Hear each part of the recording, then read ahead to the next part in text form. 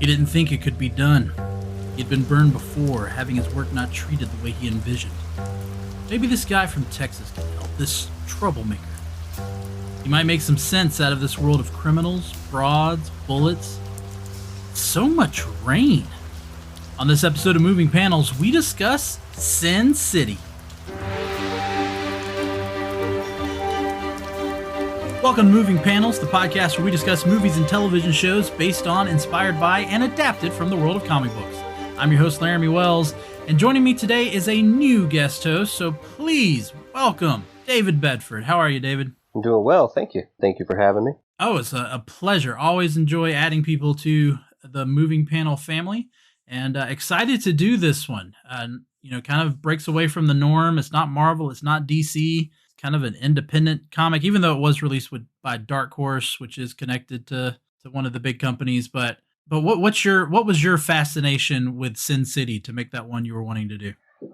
So honestly, it was the writing of Sin City. I've always been a fan of Frank Miller. He has a very distinct art signature about him. You can always look at Frank Miller art and know that that's Frank Miller. But what always got me with him as a comic book artist was his writing. I just fell in love with the way he writes characters and even the dialogue that he writes for him. He writes in a style that the characters just talk the way that you wish you could talk if you weren't constrained by societal norms. Yeah, the dialogue definitely makes it interesting to take his work, and we'll obviously talk about this in more depth, to take his work and translate it into a film. Yes. Because he writes in a way that it's very difficult to translate that. But we'll get into more of that. Let's go ahead and get into some of the background. So the movie Sin City was released. I did not know this, that it was an April Fool's movie. It was released April 1st of 2005 nationwide. Of course, as David just said, it was written and directed by Frank Miller, the man who created it all. He even has a cameo in the movie. He plays the priest that Marv visits and then kills in the confessional. The movie's also semi-co-directed by Robert Rodriguez, although Robert Rodriguez will always say this is Frank Miller's film, but you had to give it at least some name recognition, and Robert Rodriguez was a bigger name director. Robert Rodriguez was actually the reason that this film got made. Frank Miller had a run-in with Hollywood back during the RoboCop sequels 2 and 3, and he vowed from then on just to step away from Hollywood, didn't want to have anything to do with them. And then Robert Rodriguez contacted him about making Sin City, and he brought him into his studio and showed him the cold open. I think it was The Customer's Always Right.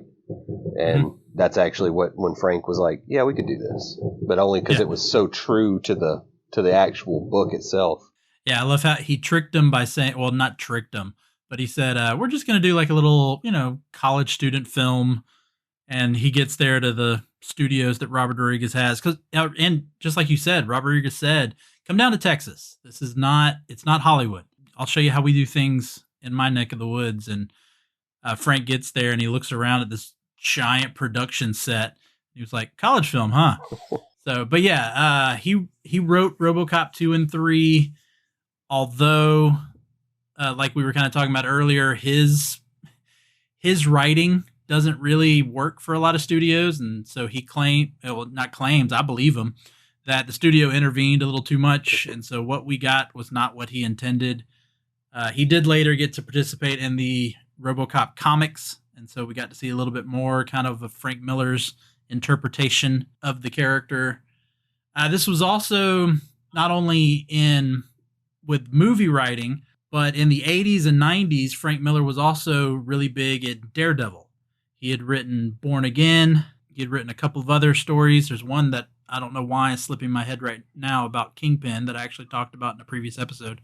But pretty much everything he did with Daredevil in the 80s and 90s to pretty much break the character down, build him back up, which is why it was called Born Again, really dive into his Catholic roots and all that. Then 2003 comes around and they completely ruin all of that with the Daredevil movie. Born Again was my very first exposure to Frank Miller as a writer or anything to do with comics. I had zero idea of who Frank Miller was before I read Born Again. and from then I Uh, was pretty much hooked. oh, I don't blame you. I will say with me, it was Dark Knight Returns. Dark Knight Returns was my first experience with Frank Miller, which is kind of funny since I'm such a big Superman fan because Frank Miller clearly does not like Superman. I know this probably isn't the right forum for that, but I think you and I have talked in the past, not doing the podcast, but the Batman Black and White. It was just a collection of one shots, and there was the one panel, and Frank Miller wrote this particular one shot where Batman and Superman are kind of having this heated conversation because Batman had a botched raid on a mobster's house, and Batman kind of tells Superman off. He's like, you have the audacity to come in here and tell me how to do things. I'm not bulletproof. I'm not, a demigod, basically. You get to operate in the day. I have to operate in the shadows and use fear. And that was all Frank Miller. And yeah, like you said, I think there's always been that. It's almost like an envy. Like Batman knows what he could do with like a tenth of Superman's power and ability, and it just drives him crazy that Superman is all like, oh, peace, justice, American way. Yeah, no, yeah, the shot in Dark Knight Returns where Superman's just got his foot propped up, Captain Morgan style, on a stone, and then there's just a bald eagle resting on his arm. It's just clearly he's going, yeah, this is just this giant Boy Scout who can apparently do no wrong. All right, so let's get into the comic that this movie's all based on, or the series of comics that this is based on. So Sin City is a collection of comics. He started releasing those in 1991 through Dark Horse Comics. In fact, the first storyline that we'll get into a little bit later was just released through Dark Horse Presents. And then later they would get their own separate releases. This was actually the first success that Miller had with original characters. Some would argue 300, but nope, 300 is based on historical events. So he was using real people and real ideas, and even the movie's not 100% original because there was a movie back in 1962 called The 300 Spartans that told the exact same story. So it may have been Frank Miller's style, but again, not an original story and characters. And this was his first big success. Sin City is a collection of 7 stories, quote unquote. This movie is composed of the first, third, fourth, and then 4 pages out of the 6th book. That's a little bit odd of a storyline or a timeline there. Oh, we'll definitely get into how kind of the timeline works on this. It started off, as we talk about, with The Customer's Always Right, which was the opening and kind of the ending of the movie. This is what they filmed first. This was what the kind of test screening was for Frank Miller. Let's film this. Let's see how he likes it. He liked it. They put it in the movie. The actual story comes from a collection of stories that was first in The Babe Wore Red and Other Stories. Booze, Broads, and Bullets. And then it was released later as Booze, Broads, and Bullets. So it was released first in November of 1994, and then when Frank put all of these short stories together, he called it Booze, Broads, and Bullets, and that was in November of 2010. And even though it's a whole bunch of little individual stories, it is considered the 6th installment of the Sin City collection. Then we have The Hard Goodbye, which is the original story. And that was released. It just had the name Sin City because this was before there was going to be any type of series to this. And it was inside of Dark Horse Presents numbers 51 through 62 between April of 91 and May of 92. It later got the name The Hard Goodbye once it was released as a graphic novel and was then going to be part of a collection of stories. We then get The Big Fat Kill, which was released as 5 issues between November 94 and March of 95. That is the 3rd story. So he skips over the 2nd story in this movie. The 2nd story is A Dame Worth Killing For. A Dame to Kill For. Yes. Yeah, sorry. A Dame to Kill For, which they then turned into the sequel, which we're kind of going to dance around not talking about that in this episode because they waited 9 years to make it. The sequel actually was a prequel. Yeah. So the sequel prequel of The Big Fat Kill was A Dame to Kill For. That's when you first meet Dwight as a character, as far as a chronological list of events go. And again, we'll get into that in the moving panels where we're talking about how it all connects to the comics. Then we get The Yellow Bastard, which is the fourth story, which was a 6-issue run from February to July of 96. And then there was the seventh book, which we're not going to even mention because it hasn't been turned into a movie. But these are all noir crime stories. Like David said earlier, this was Robert Rodriguez just being a fanboy and wanting to do it.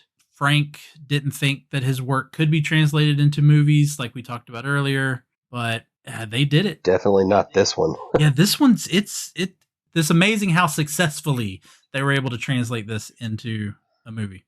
I mean, just the elements that you deal with in this, the scenes and what you see and what you hear them say and all of that, you're like, there's no way, like even by Hollywood standards, they would, put this on a screen. And of course, we'll get into all that in great detail in the moving panel section. But let's go ahead and get into the characters. And I mean, there are so many characters, so many big actors. I just want to focus on main ones. Of course, if David wants to mention any, he can, of course, mention what he wants to mention. And I got to start with other than Josh Hartnett and Marley Shelton that we see at the very beginning, who don't really have major parts. The first big character we see is Hartigan, played by Bruce Willis. I got a question. Do you think Bruce Willis was actually old enough to play Hartigan? Well, at the time of filming, I think he was, 50, early 50s, maybe 50 on the nose. Exactly, yeah. Yeah. And, the line from the movie is, you're pushing 60. Mm-hmm. So he was, I don't know. Bruce Willis has always looked very young for his age. I don't know. Maybe it's his fitness routine or weird. whatever. He kind of has a weird Benjamin Button thing because you go back to like Moonlighting and he actually looked older because he was probably in his late 20s there. Yeah. And then, as he got older, he also started looking a little younger. It's hard for me to put it on a scale because, I was really young when Moonlighting was a thing. So just any adult looked ancient to me when I was a kid. So I know they were actually they looked at Michael Douglas to play the role of Hartigan. And I always, I really enjoy hey, we offered it to this person, but they didn't want it or whatever. I always enjoy trying to imagine what it would have looked like, with some of these other people in these roles. But I've always liked Bruce Willis. Oh, I'm a huge Bruce Willis fan. For this particular role. Yeah. Oh, I'm not going to say I didn't like him as Hartigan. But my thing was when I'm reading the comic, I more picture it being like Clint Eastwood. So I hear that Clint Eastwood, that just dry gravel voice, wife's got a steak home waiting for me at home, just that, just cigarettes and gravel in his voice. Just, I definitely hear Eastwood. I think that would have been a cool character to see. Oh, I think it could have worked with Clint Eastwood. I mean, I get you had to use someone like Bruce because of a lot of the physicality. Speaking of physicality, just real quick. So he's stumbling through the alleyway, having chest pain, angina. I mean, he's clutching his chest the whole time, falling over, pounding his feet into the pavement. He climbs haphazardly up the stairs and places his hand on the doorknob. And then the next scene from the interior shot of the door is this door just going to pieces. 60-year-old, chest pain, having a heart attack, rescuing this girl, just explodes open this door. I'm sorry. I just had to go off on a little tangent there. Oh, no. There's so much of that. I mean, even the fact of how many times and the way he is shot at the beginning by his partner, and then he survives that. He's totally good. Which all of these characters do that. Like, these characters are superhuman when it comes to a lot of this. That again, it's one of the things that draws me to it, because if you've got to die, a death that comes from being shot to death, wouldn't it be great to go out in that blaze of glory, just eating 37 bullets, all to save this little kid who you don't know? Like, isn't that like a glorious death? Oh yeah, and again, I think that's where it works being. Bruce Willis, but I think it could have also worked being Clint Eastwood. And the other great thing about Bruce Willis, because he can so easily be silly, and he can so easily go into his comedic roots. that we've seen in like the Die Hard movies. But he keeps a good, solid performance that is really believable. But yeah, like just going to the character of Hartigan, you're even talking about when he's being hanged by the yellow bastard. Mm-hmm. That's not the way a guy like that should go out. And so Right. he was like, no, wake up. Not here. Yeah, not now. And I of course, me as a big Bruce Willis fan, I did find it funny, the connection between him being barefoot and shattering a bunch of glass. Yes. I think a lot of people picked up on that. Also, when he goes into the farm trying to rescue Nancy after the yellow bastard took her, and he's been shot up, so he's lying face down on the ground, and the cop comes over, and he's like, make sure he's dead. Put some more rounds in him, make sure he's dead. You don't want him sneaking up on you. And he flips over and boom, boom. He says, good advice, which is a direct tie-in to Die Hard because he did the same thing. There's a lot of Die Hard tie-ins there. Well, again, it's because that's what John McClane kind of was the everyman who seemed Superman. You couldn't stop him. Speaking of the Superman of this storyline, let's talk about Marv. Oh, I love Marv. Played by Mickey Rourke and kind of his comeback. After this, he would do The Wrestler. He would do Iron Man 2. So this was kind of the beginning, his revival, which Robert Rodriguez and Quentin Tarantino both are just notorious for doing, bringing back actors and reviving their careers. And man, the prosthetics, they make him look exactly like the comic book character. It was like when he came on screen that first time, I was like, holy crap. Like, prosthetics had to have, played a part in that, but it's seamless. So like, watching the movie, you're like, okay, I understand this had to be done, but you don't see any, like there's no, you can't see the strings attached basically. Like it's seamless. Yeah. He didn't look like a overly makeup prosthetic Dick Tracy character. Right. Like it looked like an actual person. Just big, mean, lumbering. Another point there is with Hartigan, with Marv, with Dwight, like I said earlier, these guys talk the way you wish you could talk, but they also act and behave the way you wish that you could act and behave. Like, I wish I could be as good and upstanding as Hartigan, as indestructible as Marv. I mean, just his sheer loyalty. I don't mean to get off topic, but no, you're fine. Just how loyal and lumbering he was as a character. He was an innocent kid. I mean, not innocent, but Marv had that more childlike mentality, like Sloth from the Goonies. Yeah, you're my friend, so I'm going to go over here and wreck this guy's world because you told me to. You treat me with humanity and you show me respect, and I'll return the favor. Now, that's exactly what Marv's character is, whether or not he's a good guy or a bad guy. And that was the other thing, to make Marv look so big of a character, because Mickey Rourke is not that big. I didn't know that. I thought he was actually a big guy because, you see him in Iron Man 2. He's a big guy. You see him as Marv. He's a big guy. It was funny. One of the other characters in there, Cardinal Rourke, was actually in real life is taller than the guy playing Marv. And he's depicted as a dwarf in the comic book versus Marv, who stood in at 7 foot tall. But I mean, Mickey Rourke developed, again, heard this in the commentary, that he developed this walk that just made him, just the walk made him seem bigger than he was. And he did a great job. I have nothing but admiration for Mickey Rourke's performance in this. When he goes off talking to his shrink about, just nonchalantly, I got in a fight with some cops. It's like, no, they know they got in a fight. Oh, she asked, did you kill any of them? No, but they know they've been fought with. Yeah. And it just goes off. I love Marv. But again, he's so superhuman. I mean, you talked about Hartigan busting a door. I mean, that's one of the first things we see Marv do too. Is not only does he blow the door into pieces, but he knocks out like 4 cops in the process. Dives head first down the center of a stairwell.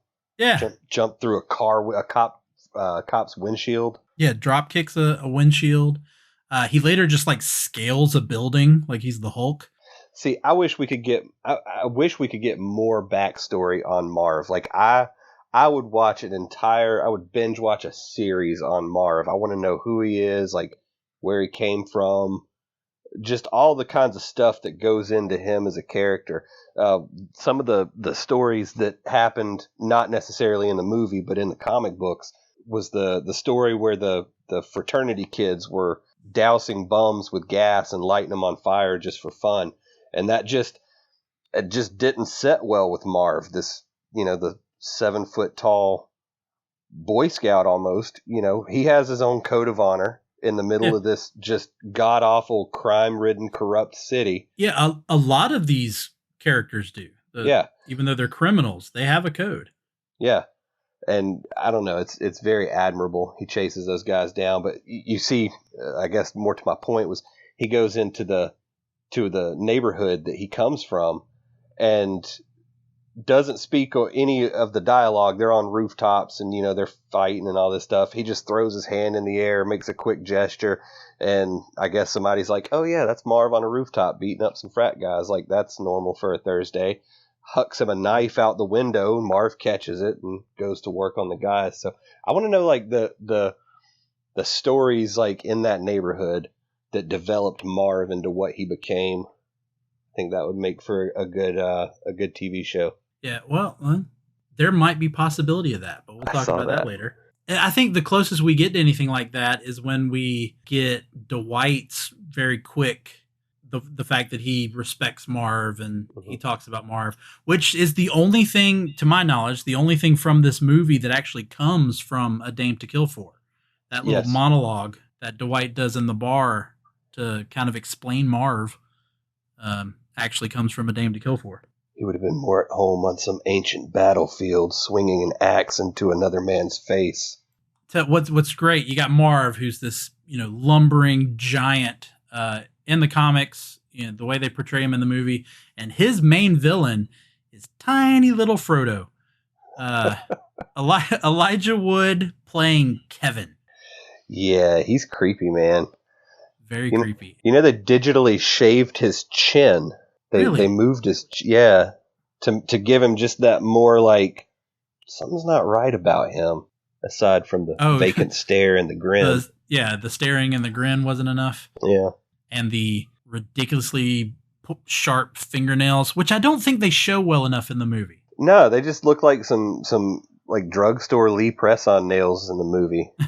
Like, even if he had grown those, wouldn't they have like bent and broken when he? They would have started curling. You look at Marv's face after Kevin got done with him, and he just destroyed his face. Looked like Marv went through a meat grinder. Did you know? I mean, let's say before you did any research or whatnot, would you have known that Elijah Wood and Mickey Rourke actually never filmed a scene together? No, and I'm glad you brought that up because I was going to. No, I thought it was very seamless, but I, like you said, when I was doing my research, I was like, they just digitally composite him in. Same with Cardinal Rourke and Kevin. They never actually filmed together. They were cast at completely different times. Well, Robert Rodriguez is notorious for that. That's how so many of his movies has such big name actors, because pretty much what he does is, hey, you free this weekend? Mm-hmm. And then he films every scene he needs with them and then figures out how to edit it into the movie. That's insane. But like I said, it made for, again, seamless transition. I never knew that watching the movies. No, you really have to stare it down to realize that even in their fight, where you're going like, there's no way they're not both there, to realize that you're actually looking at, when you can really see Marv's face, it's actually Elijah Wood's body double. And when you can really see Elijah Wood's face, it's actually Mickey Rourke's body double. But you really, I mean, eagle eye have to be paying attention to see that.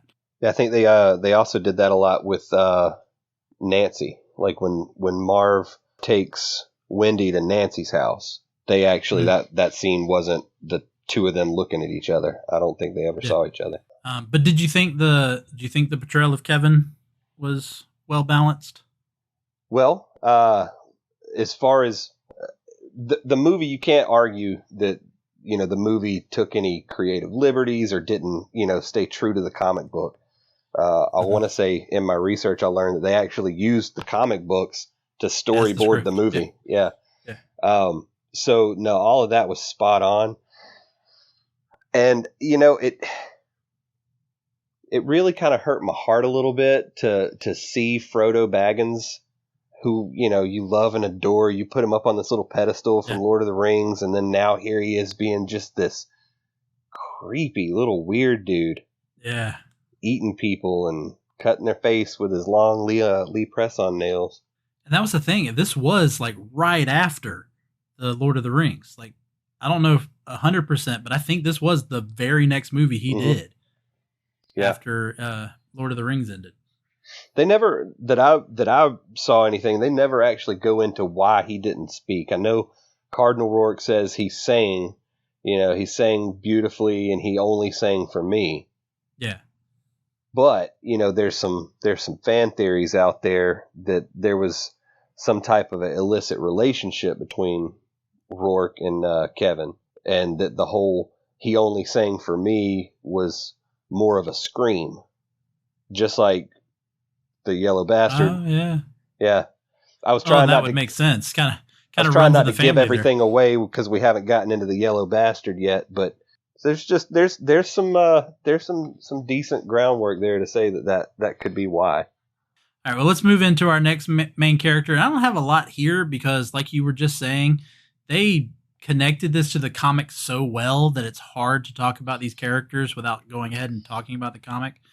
But our next main character of the three stories is Dwight, played by Clive Owen.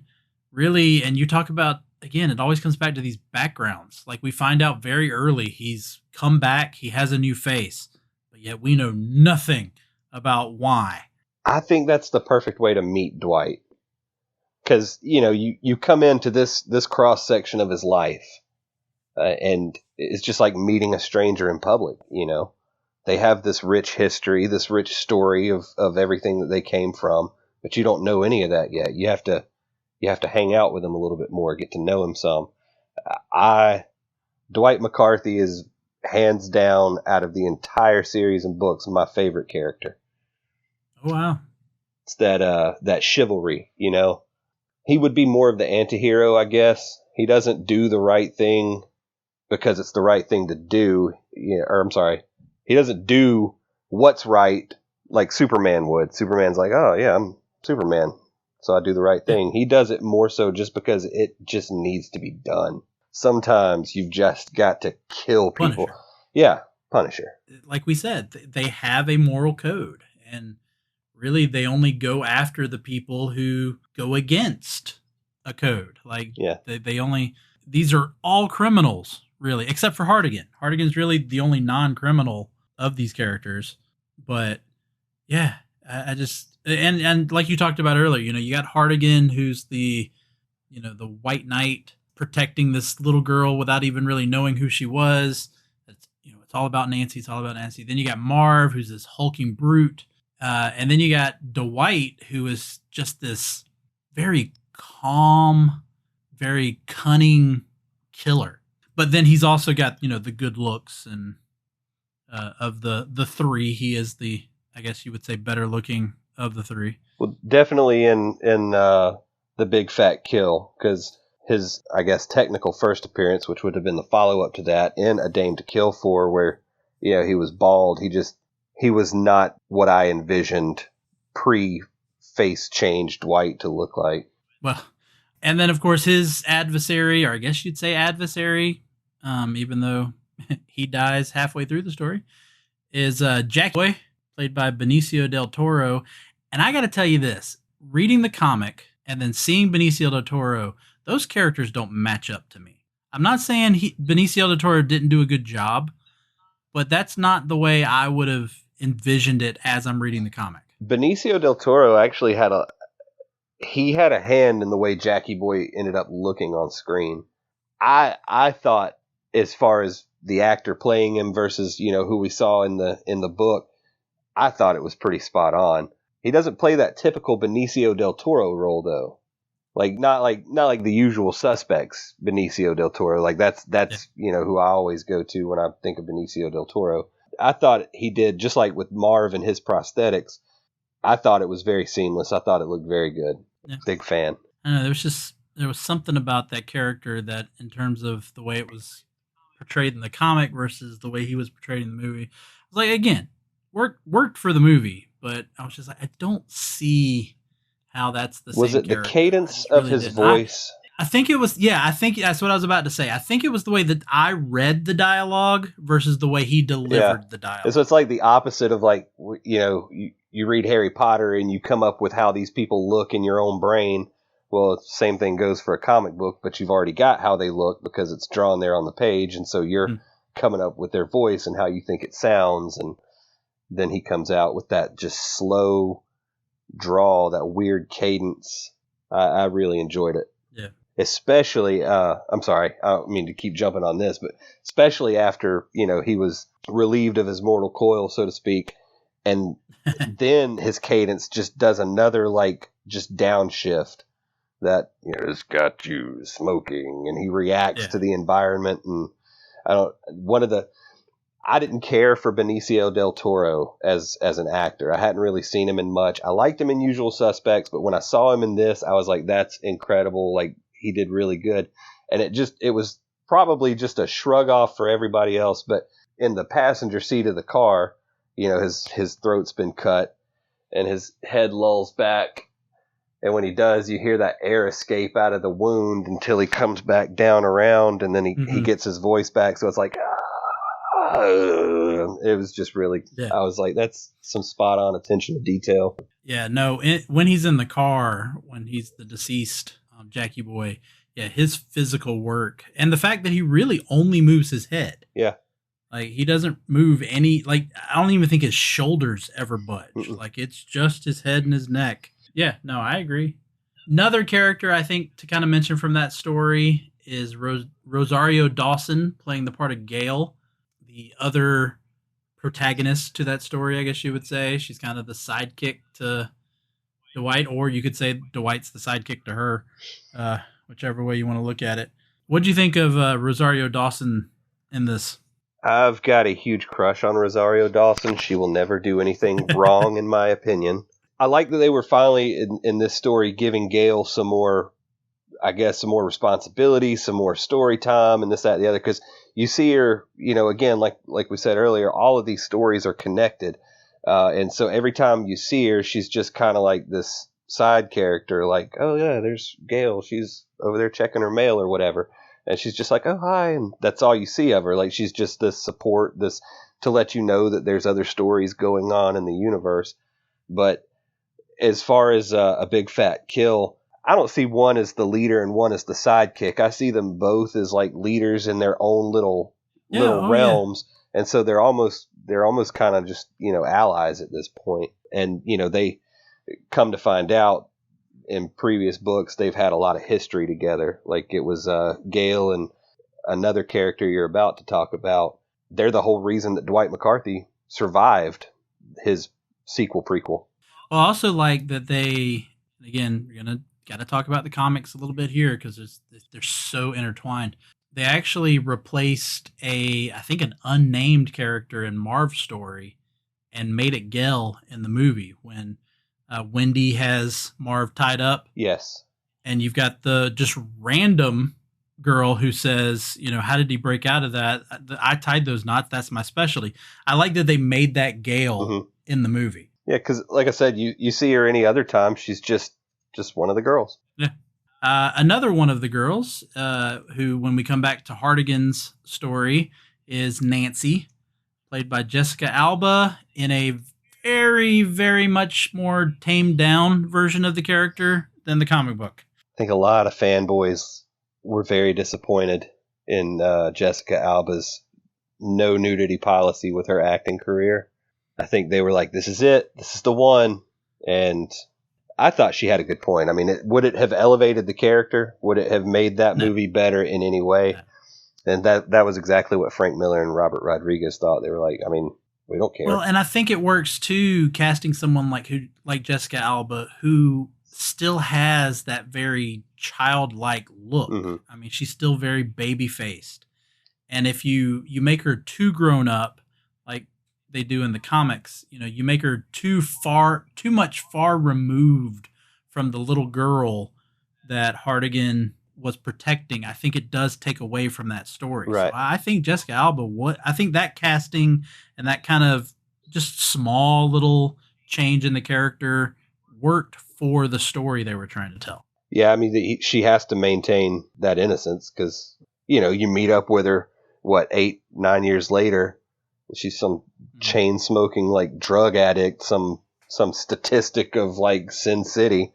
Would Hardigan come in and be like, I came to rescue you, but no, I'm good.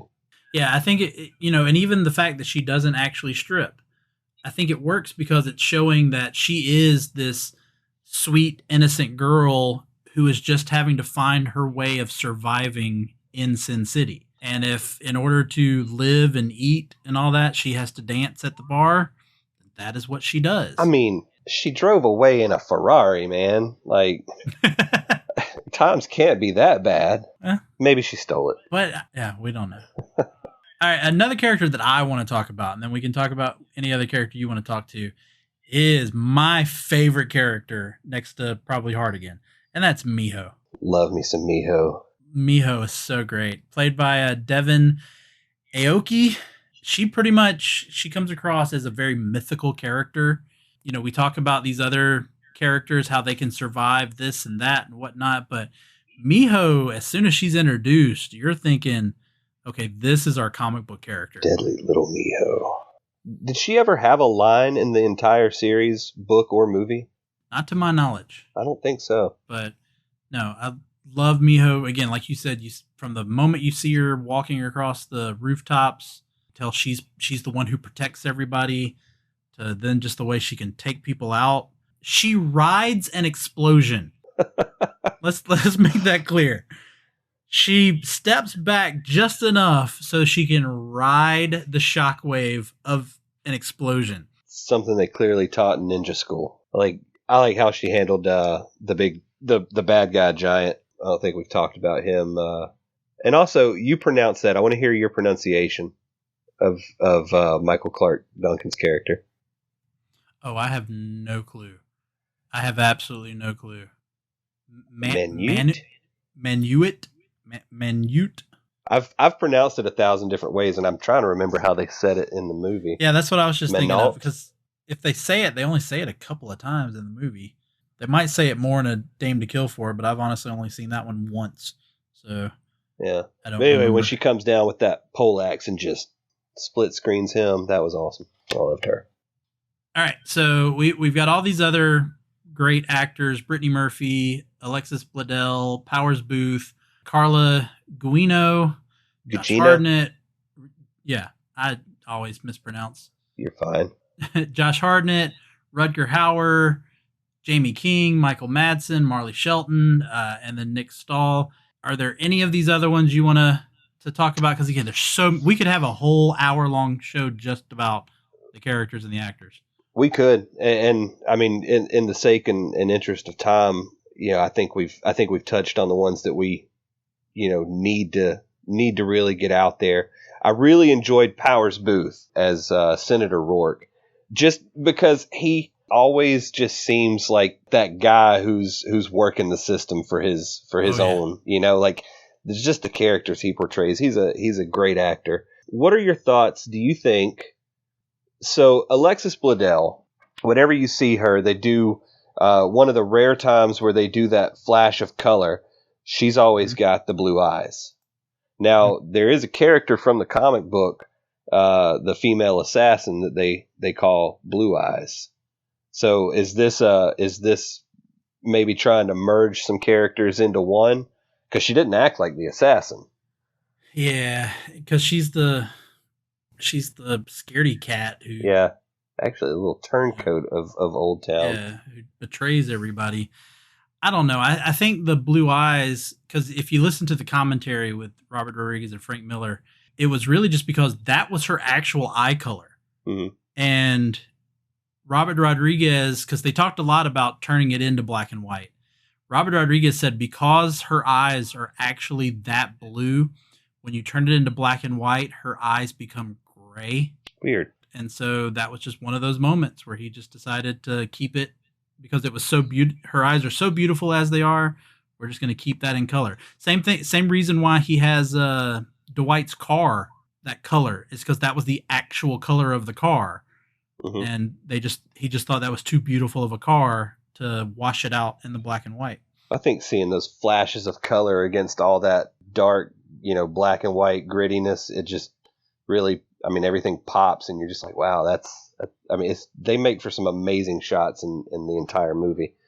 But what got me thinking about that was, you see, the last time you see her as a character is getting on that elevator with who we learn is, they call him the salesman, Josh Hartnett's character from The Customer's Always Right, who it's posited in the books that he may or may not have ended up becoming the character known as the Colonel, who runs these assassins. So anyway, that got me thinking.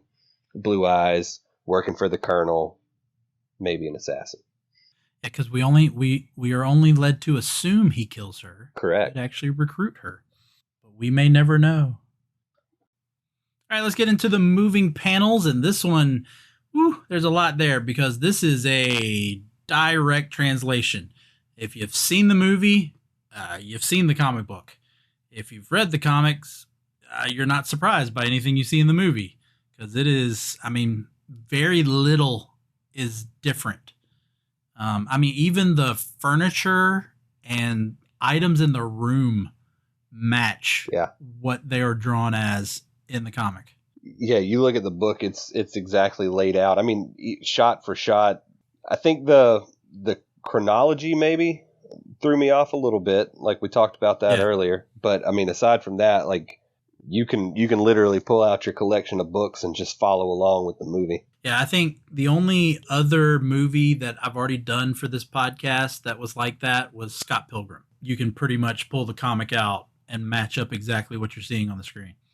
I've heard that. I've never actually read the Scott Pilgrim books, but I've heard that it was pretty true to form.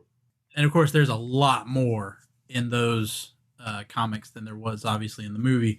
Whereas this one, it's almost 100%. If it's in the comic, it's in the movie. But let's get into each one of those and kind of talk about it. So let's start off with the first one you see, Customer's Always Right. It was 4 pages. We pretty much got everything that's in those 4 pages. And I get that it's in the movie because that's what made Frank Miller say yes to this movie.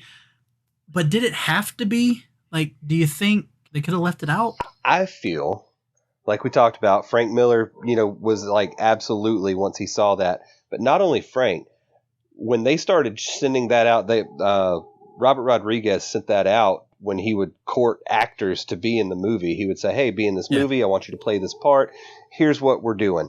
And they would sign on just sight unseen for this one block. So obviously there was just something special and magical about it. And maybe it was the fact that, up until this point, we just hadn't seen a movie like this at that point. Mm-hmm. But I would say include it all day long just based off of that reason. It just, the way it was written, the way Josh Hartnett does his voiceover, I think it's an in for me. I like it. Oh, it's probably the best thing Josh Hartnett's ever done. I would 100% agree with that. I do not know the man. I do not mean to speak ill will of anyone, but as an actor, he's not great. So, it was good. But it just, it doesn't connect. Like everything else, that there's at least something that intertwines. And they forced this one to intertwine by having Josh Hartnett show back up at the end with Alexa Bledell's character. Which never actually happened. Yes, that's the one scene that's made up for the movie. But that's my thing. It does not connect to any of these other stories, at least movie-wise. Again, the comics a lot better than I do, but at least movie-wise, these characters have nothing to do with the rest of the characters we see in the movie. Well, and not to pull at a different thread, but in the prequel, there's the one story, and I think it was written specifically for that movie because I don't recall seeing it in the books, but the story with Joseph Gordon-Levitt's character and the whole gambling thing and this, that, and the other, like I think that this particular part just shows you that, there's all kinds of weird stuff happening in Sin City, man. Come take a look. And yeah, I think we get spoiled that the main characters do have these interwoven tapestries of their life. I mean, they all hang out in the same place, which is, when you go to Katie's bar, it's like the hub of all of these different stories. And I think this is just one that's, happening down a different weird back alley. Well, and so there you have it. You got Katie's bar, which is where we usually see a lot of the crossover. Why couldn't they have just put Josh Hartnett sitting at a booth in the background or something? Well, I mean, you see how dapper he is. He's not a Katie's clientele kind of guy. He's doing his own thing. He's living his best life in a penthouse, assassinating people. All right, and you mentioned Dame to Kill For. So they skip over Dame to Kill For this comic, or for this movie, but the comic is actually what established Dwight. It explains the connection that Gale and, again, we said Michael Clark Duncan's character, Manuit, however you pronounce him, it explains their connection. I mean, do you think that it was a smart idea to skip over a Dame to Kill For? It wouldn't have been my go-to. The only thing I could think of is that, a Dame to Kill For, and most of these, are their own books. That Yellow Bastard is its own book. I wondered if it was like time constraints maybe got in the way, because A Dame to Kill For is a pretty meaty story. I mean, you look at it and you're like, it's a standalone movie on its own. Whereas, can you tell the story of That Yellow Bastard in, a 20-minute little shot? I think you can. Well, and that's in the commentary, that's kind of what he says, is that if you had done A Dame to Kill For, you would have a lot of Dwight, and then you would have to sacrifice, something like That Yellow Bastard. And I think his exact wording was, but when you have the ability to do That Yellow Bastard, you do That Yellow Bastard. So yeah, and then like I said, Dame to Kill For, that whole episode all by itself, because as David just said, they did make a movie just for that story. So then we get into the hard goodbye, which is the first comic. It's Marv's story. This is almost, as I said, it's 100% intact, exactly what you see in the comic. The only thing missing is when Marv speaks to his mom. His mom's just completely removed. No, she's from in there. The movie. I'm sorry. She was? Hold on. So when I was preparing to be on this podcast, I obviously went back and rewatched the movies and this, that, and the other. So I watched the extended cut, and okay. She is in the extended cut. In fact, he mentions that she's blind, so he has to. But her hearing got better after she went blind. So it shows him like holding his boots in his hands, tiptoeing by her door. And I don't think it was in the original movie where it shows him laying in the bed he grew up in as a child. There's a little toy airplane still hanging up in the room, which again I took as, it just goes to show, as big of a lumbering, big, huge, just massive guy who kills everybody, he still kind of got this childlike innocence to him, this childlike naivety. But yeah, he actually draws a gun on his mom because he thinks that that she's the cops. Yeah, no, in the theatrical release, they completely remove his mom. None of that's in there. And what's crazy is, as many times as I've seen Sin City, and I even own the big special edition of it, I have actually never watched the extended cut. Oh, it's good. Let's see. Let's go ahead and move into the Big Fat Kill. They do change in the Big Fat Kill. They have, again, Manuit crushing Gale's face. That's not what it was in the comics. In the comics, it was some fat, burly guy named Davis. Yeah. I'm fine with little changes like that. I never have a problem with that. They also, in the comic, and again, correct me if I'm wrong on this, in the comic, I do believe you're supposed to assume that Becky just gets mowed down with everybody else in the alley. I always assume, yeah, she got hers. Whereas the movie, we obviously see her hide in the little, crevice and then crawls away. Of course, then we get our bookend with Josh Hartnett at the end to possibly assume that she gets her comeuppance. But those were really the main differences I saw with the big fat kill. Other than that, exactly what you saw in the comic. Pretty much. And then I'm not going to really break down That Yellow Bastard all that much. It was pretty much 100%. I think the only thing they changed was the way the ending looked. Because in the comic book, you see Hartigan pull his gun, and then we just see the word bam or boom. Yeah. And you never actually see Hartigan shoot himself. Yeah, you just see him put it up to his head, and then you just see the word bam. And that's literally the last panel of the comic is the word bam or boom, whatever it was. But I thought the visual of him putting it to his forehead and then showing the black with him silhouetted in white, I thought that worked cinematically very well, wonderfully. So, all right, we've hinted at this. Let's go ahead and talk about this. Let's talk about the chronological order. Oh, it's a mess. Yeah, so the movie's almost in chronological order, but it's impossible to actually put it in chronological order when you're telling these stories so separately. So they do try it by telling Hartigan's story of the past at the beginning, where you see Nancy as a little girl and him rescuing her and him getting betrayed and shot down and all that. We do get to see that. But then when this is where I got confused by it. Then when they return to Hartigan's story at the end of the movie, they're still in that timeline because Nancy's still the little girl visiting Hartigan in the hospital. Right. Do you think maybe they could have intertwined Hartigan's story a little bit more? Like maybe in between Marv's story and Dwight's story, maybe that's where you put the hospital scene with Hartigan? And maybe Hartigan's story is broken up throughout the movie? Well, I see what you're saying. How long does a guy stay in the hospital, though? I mean, they marked the passage of time as being like 8 years. And then, well, I mean, that was the whole thing. 8 years, start to finish. So that includes his hospital stay, his stint in jail. I just kind of imagine, like, let's check in on Hartigan. And it's just him, like, folding like an origami, like, crane in his prison cell. Yeah. Like, all right, enough of that. Let's get back to Dwight, killing somebody. Yeah, I don't know. That was the part that I think got me, though, was that you've got the hospital scene and Nancy comes in and Nancy is still the 10-year-old girl that she was at the beginning of the movie. And so they don't even pass time until once they're telling Hartigan's story. Right. So it almost makes you question, so why did they put that one part of Hartigan's story at the beginning of the movie?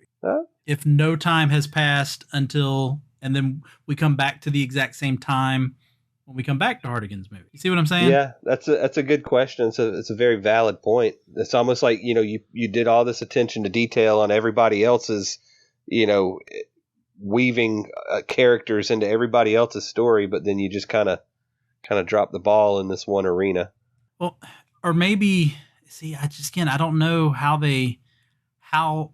because Hartigan's story is the one that takes the most time. Right. Because like you're saying, it encompasses 8 to 9 years of story, whereas the other ones are happening like in a night. And so, it did make it very challenging. And of course, I mean, there's even the fact that we see Marv's story. We see Marv get electrocuted at the end. We see Kevin get eaten by the wolves. And then they both show up in Dwight and Hartigan's story. I mean, Hartigan passes by as Kevin's sitting there reading a Bible. Yeah. Which works in the comics because you've read Marv's story, and then a couple years later you're reading the next one and you see Marv, and you're like, oh hey, look, there was, and it makes you a little bit more excited. But when we've just seen them die, 10, 20 minutes before we see them again in the movie, it does make it very confusing. I'm gonna say they should have, like you said, just they give you the introduction. Hey, these are the characters. All right, some time has passed. Like, here's him in the hospital. Here's him in jail. And like, as soon as he gets like the letter with the finger in it, or the envelope with the finger in it, like cut. And then now you can see him getting out. That's actually exactly what I would say is that maybe Hardigan's story is the bookends, and you do Hardigan's story all the way up till the finger, and then you tell Marv's story, then you tell Dwight's story, and then you pick back up with Hardigan, because that would be more chronological. Because I want to say when Hardigan and Nancy are driving on the road, I think this is either before or after they've shot at the Yellow Bastard, they get sideswiped by a vehicle. If this is the particular sequence I'm thinking of, isn't it driven by Marv and Wendy? Oh, possibly. I want to say they made a cameo, and that kind of ties it back into, during this particular point, this story is happening, but it's going the opposite direction. Well, because that's the thing. Hardigan's story technically happens before Marv's story ends. Yeah. Because Hardigan raids the farm and kills the Yellow Bastard before Marv raids the farm. Right. Yeah, it's really hard. Now, in the extended cut, and again, I've never seen the extended cut, but from what I did in my research, in the extended cut, I understand that they just flat out separated the stories. I'm trying to remember. Like they're told, like they are told just in separate chunks. Like Hardigan, again, this is just what I kind of read, that Hardigan's story is not split between the beginning and the end. I think you're right. They tell Marv's story, then they tell Dwight's story, then they tell Hardigan's story from beginning to end. But what's weird, because like I said, I watched the extended cut to prepare for this, and could not tell you if that's how it happened or not. It's almost like I remember it the way that I originally saw the movie, but now I just remember these, extra scenes that got cut out and deleted. I have a question. Let's get into that Yellow Bastard a little bit. Okay. There's a scene that happens in that Yellow Bastard, which I even went back and looked at the pages in the comic. When Hardigan is hanging, wakes up and he's hanging, and the Yellow Bastard has Nancy, the first thing we see is the Yellow Bastard is injecting Nancy in the neck with a yellow substance. His life essence? Well, and see, that's the thing. That doesn't happen in the comic. No. We do not see a needle injecting Nancy. And so my question is, okay, so what did he inject her with? Because it doesn't come back up. It's not mentioned again. Are we just supposed to throw it out as that's what he does to keep her kind of sedated, paralyzed, like a sedative, just laying there? Well, this isn't the great answer. It's hard to answer this question because we don't know what exactly made that Yellow Bastard a Yellow Bastard. Yeah. Like what did his father inject him with? We know his dad spent a lot of money, growing back his ear and his weapon. Yeah, his ear and his weapon, and that the side effect turned him yellow. But we never know what exactly, bulbous, and I can only imagine maybe the years of surgery and having lost certain appendages. Maybe he's got like a strong cocktail of morphine and sedatives flowing through him. Maybe it is his blood. Who knows? Yeah, because that was and that gets us into we kind of mentioned earlier, all the different splashes of color. Yeah. Again, I haven't read all of the comics, especially like all the ones in the 6th book, but to my knowledge, is the Yellow Bastard the only color that exists in any of the comics? As far as in the stories? Yes. Notably, yes. But you got in the Booze, Broads, and Bullets book, say that 5 times fast, you've got Blue Eyes is the name of the story. And her eyes are actually blue in the comic? Yes.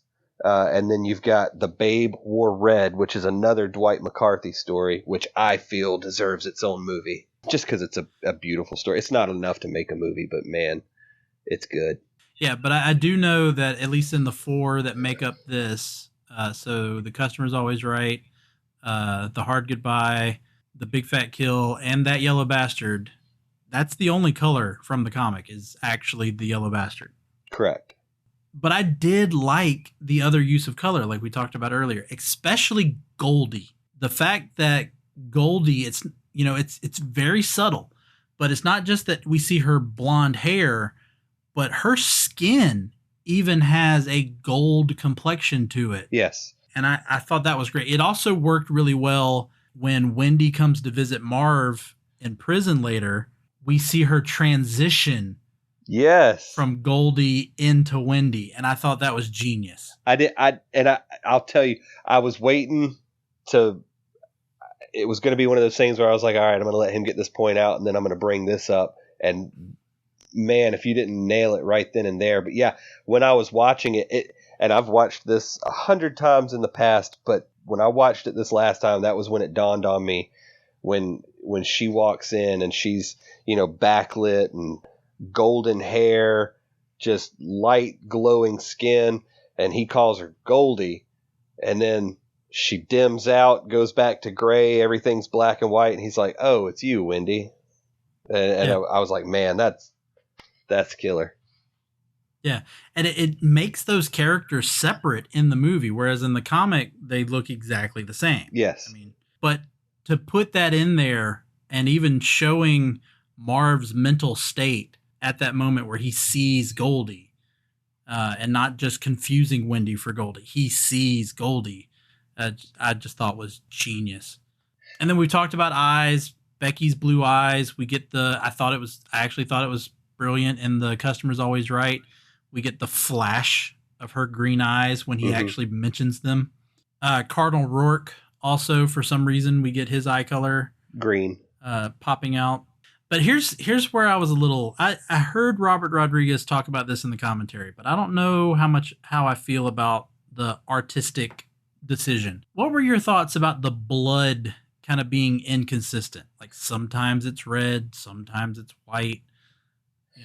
So when I did my research, the best answer I came up with was it was kind of difficult to get that white splash of blood consistent every time, because the various, I think it was a green screen they used mostly for this, but at times, like, you see red backgrounds, and they said that the lighting was hard to get consistent for each shot to do it that way every time, that sometimes you had bleeding color from the different lights and stuff they were using.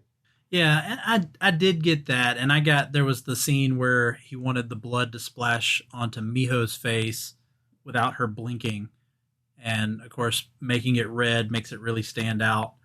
But I think to me it made it confusing when you've got like Marv, he gets all cut up by Kevin, and you see all of this red blood all over his face, but then later when he's getting beaten by that random dude, there's no red blood, it's all white blood, splash white. Yeah. And so it was, for me, it was stuff like that where it was like, okay, but why was the blood red at that moment, but now the exact same blood is white for this scene? Like, I think that's where my confusion comes from. I think it just made for a better shot when they were doing the black background panels, just that contrast. Another one that just stuck out to me, and this is completely random, so I'm just going to mention it, and then we can move on if you don't want to talk about it. Dwight's red shoes. I loved Dwight's red shoes. That inspired me to start buying. I've always been a fan of Converse shoes anyway, but for that, like, there was like a 3 to 4 year period where I went exclusively red. I just thought it was just completely random, because I think you first get a good look at him when he's standing on the ledge when Shelley is leaning out. Yeah. And I'm standing there going, why are his shoes red? Like, why? Like, what purpose does him having red shoes? I don't know. That's just what it was for me. I don't know, but I can almost promise you that, it was around this time where that phone filter was becoming popular, that phone app. I'm sorry, it wasn't even a filter. It was an app at the time where you could black and white everything and then highlight the color. Yeah. And I may or may not have taken several photographs of myself and done the red shoe highlight. Big fan. And final thing, and we mentioned this earlier when we were talking about the background, that's the dialogue. The thing that makes Frank Miller so great as a writer is the dialogue, and whether or not it works in the movie. So here's my one complaint. So in a comic, when you have a character have a really long thought, a really long monologue, soliloquy, whatever you want to call it, that's okay. Because when you're reading a comic, time stops when you read all of that. But in a movie, time doesn't stop. And so we get like Hardigan driving for what seems like forever.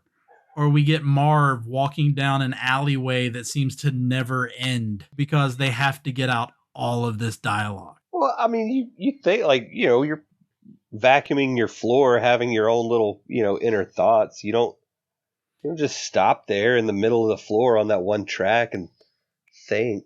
Yes, but nobody wants to watch you vacuuming I a get that. room while you're thinking all of this. I don't know. Maybe they needed to give them some more like interesting things to do. I mean, I think that was just my thing was that, we're just watching something. We just got this shot of Bruce Willis driving the car while he's just talking. And again, great dialogue, great writing. It's just, I think those were the couple of moments that I'm just going, this is where the comic does not translate well into a movie. Yeah, like Dwight sitting there lamenting over like his terrible fortune, like, oh goodness, the hookers didn't give me enough gas, and he's sitting there in his internal monologue, and because he's monologuing, he's, oh crap, I missed my turn. Hard Huey. They never talk about that, how the characters are so deep in thought that, it's got to be distracting to be that eloquent with your inner monologue. I mean, that's the noir part of the story. All right, anything else you want to point out, mention, say about the movie or the comics? I've got literally pages, but then again, like we said at the beginning, like we could go on and on and on about each one of these, books. It's such a deep mythos. You touched on it earlier. Any news? The last thing that I had was from an article from Deadline by Mike Fleming Jr., and that was dated November of 2019, where Legendary Television they were talking with Robert Rodriguez and Frank Miller on doing a series. They had guaranteed them season 1. So do you have any new news on that? Have you seen anything? No, that was, I forgot that we had mentioned we were going to talk about that. No, it was the same thing. I think the only thing to add was I heard it was going to go to Netflix. But yeah, no.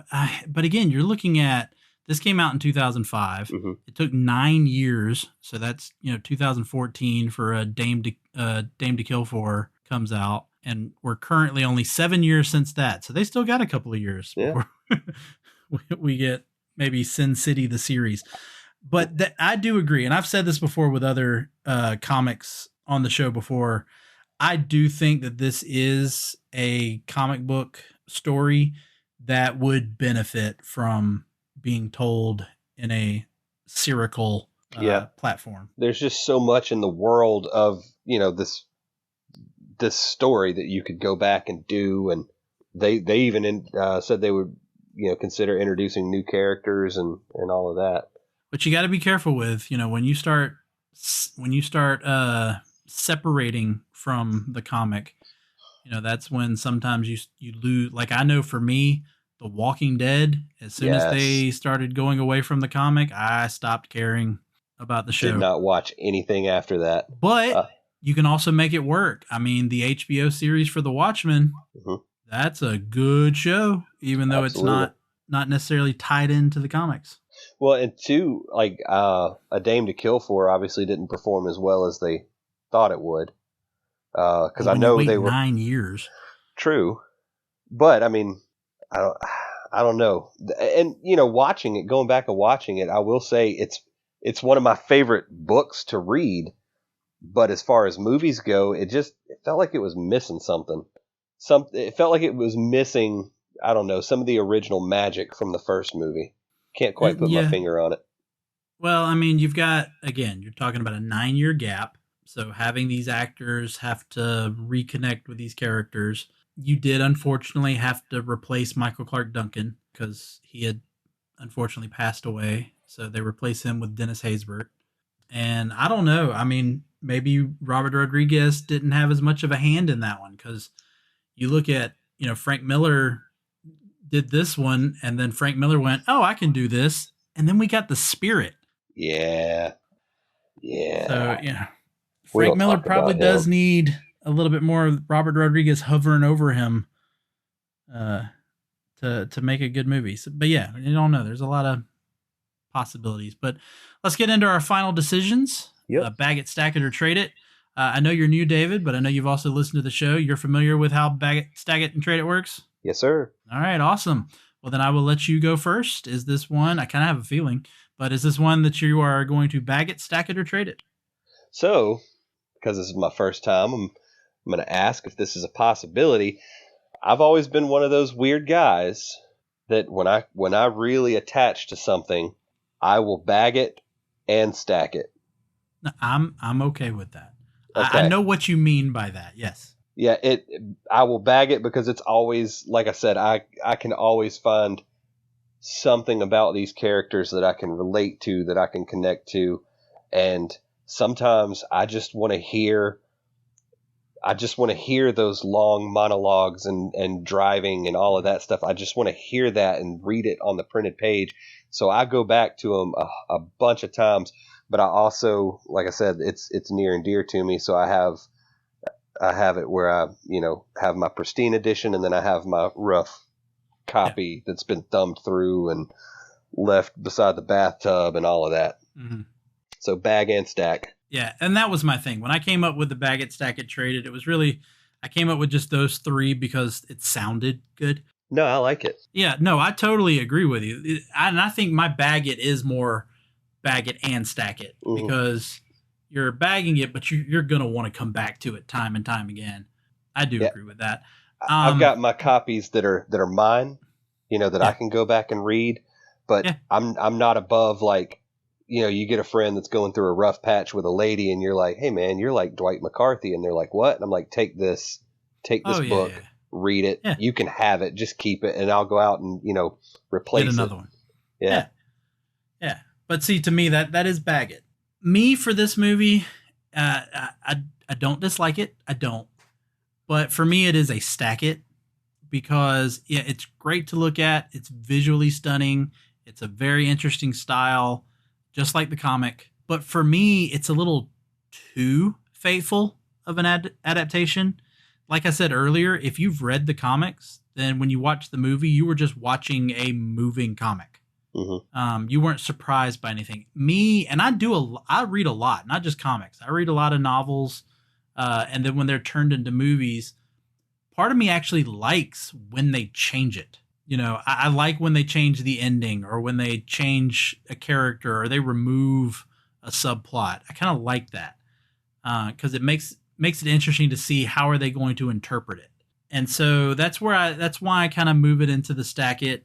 It's also not one, in terms of a movie. Now, we're not talking the comic here, but in terms of a movie, it's not one that I go, yeah, I want to watch Sin City. It's not one that I'm just going to sit here one day when I'm bored and go, yeah, I want to watch Sin City.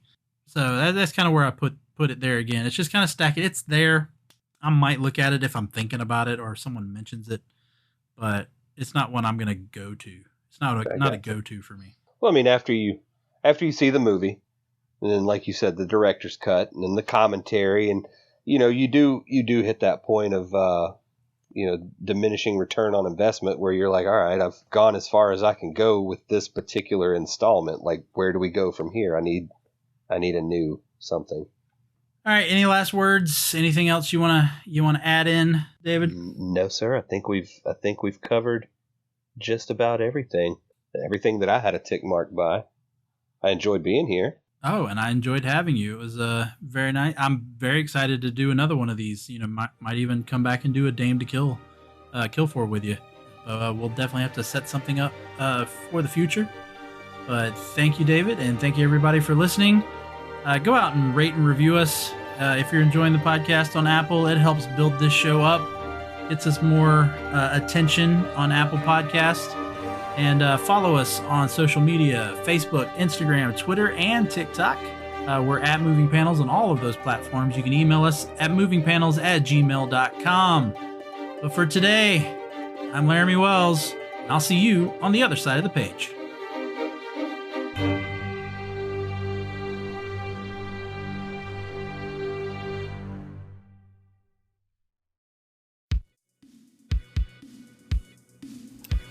Hello, movie viewers and fellow movie lovers. My name is Tim Williams, and I'm the creator and host of Movie Views Presents the 80s Flick Flashback Podcast. See, I love the 80s, and I have a great appreciation and nostalgic passion for the classic 80s flicks that birthed my love for movies and ultimately helped shape my childhood. On each episode, I'll discuss, with a special guest co-host of course, a different film from the 1980s. We'll share memories, favorite characters, iconic scenes, and even share some behind-the-scenes stories along the way. We'll discuss famous blockbusters like Raiders of the Lost Ark, Coming to America, Ghostbusters, Dirty Dancing, Top Gun, Die Hard, and many, many more, as well as some other cult classics and even lesser-known flicks we discovered on cable TV or the now-defunct video rental stores. Remember those? No matter what 80s flick we choose to talk about, we'll always have a good time, so come and check us out. You can find the 80s Flick Flashback Podcast on major podcasting platforms like Apple Podcast, Spotify, Google Podcasts, Anchor, and more. Be sure to subscribe or follow so you don't miss a single episode. Once again, I'm Tim Williams, and I hope you'll join me for the next 80s Flick Flashback.